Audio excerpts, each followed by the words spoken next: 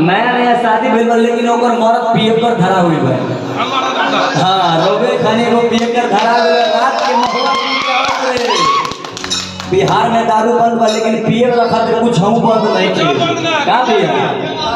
बंदों से ज्यादा जब मिला था ढेर होम डिलीवरी होता है दूसरे काफी मर रहे तो कौन का दर्शक भगवान औरत ये कहा था अपना सास से कैसे अरे हम रोके लगही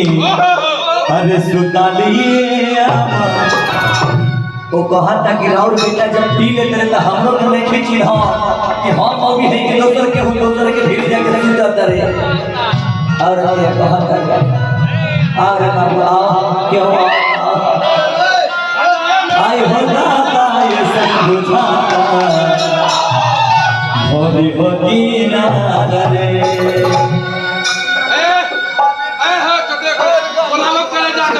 करे जा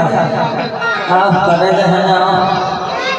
इतना छोट छोट कपड़ा पहने हमरो मन दुख रहा अरे तभी तो दिल वाले जान बानी ए बाबू रे आओ ना